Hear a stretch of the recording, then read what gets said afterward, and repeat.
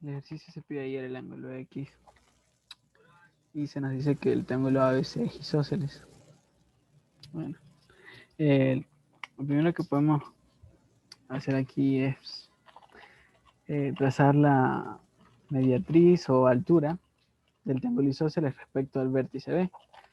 Entonces desde B trazamos un segmento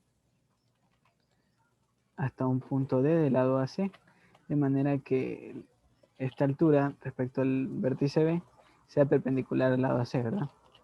Bueno, hecho esto, ahora podemos fijarnos en cada uno de los triángulos ABD y BDC que se acaban de formar, ambos congruentes entre sí, por ser ambas partes de un mismo triángulo isósceles. Bueno,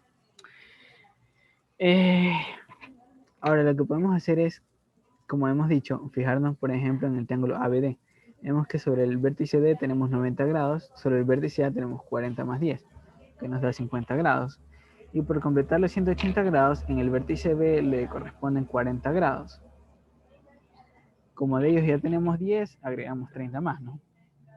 Bueno, hecho esto, nos fijamos que tenemos un triángulo ABE con ángulos 10 grados y 10 grados. Entonces, los segmentos AE y EB deben ser congruentes por ser lados de un triángulo isósceles. Entonces, si el segmento AE lo marcamos con rayita roja, el segmento EB también debe estar marcado con rayita roja. Ahora, habíamos dicho que el segmento BD es una altura respecto al vértice B, altura de un triángulo isósceles. Pero también es bisectriz del ángulo desigual, ¿verdad? Entonces, como tal, divide el triángulo isósceles en dos triángulos congruentes.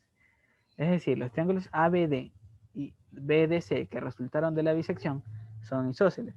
Por lo tanto, todo lo que acabamos de hacer en el triángulo ABD resulta plausible hacerlo en el triángulo BDC.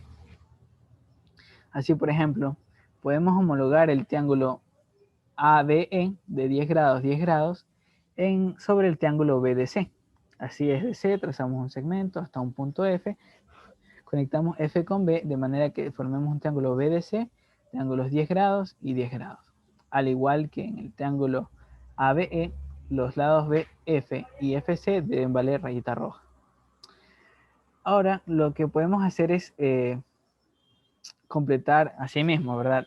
Sobre el vértice B los 40 grados. Como de ahí ya tenemos 10, completamos con 30 más. Ahora, hecho esto, lo que podemos proceder a hacer es conectar los vértices E y F a través de un segmento y estudiar el triángulo EBF que se acaba de formar.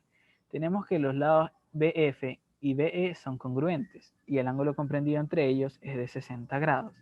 Ahora, podemos hallar el par de ángulos faltantes E y F con la operación 180 grados menos los 60 grados que ya tenemos dividido para 2, lo que nos da 60 grados. Así, el ángulo BEF vale 60 grados y el ángulo BFE también los vale. Y vemos que el triángulo EBF consta de tres ángulos iguales a 60 grados. Por lo tanto, y por la congruencia de sus ángulos, podemos concluir la congruencia de sus lados. Así, el segmento EF, al igual que los segmentos BF y BE, vale rayita roja. Ahora, como teníamos que el ángulo BCE era X grados y de ellos hemos ocupado 10, podemos completar los X grados escribiendo X menos 10 en el ángulo FCE. Entonces escribimos X menos 10. Y como el triángulo EFC vemos que es isósceles, el ángulo FS también será X menos 10 grados. Allí de la figura podemos aislar el cuadrilátero cóncavo FBCE, que se muestra en el lado derecho. Y vemos que el ángulo exterior al punto F es de 60 grados. Como tal, es la suma de la terna de ángulos internos al cuadrilátero cóncavo. Es decir, el cuadrilátero como tal nos genera esta ecuación.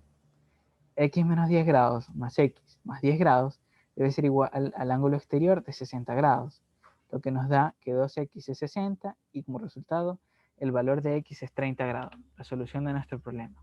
Gracias.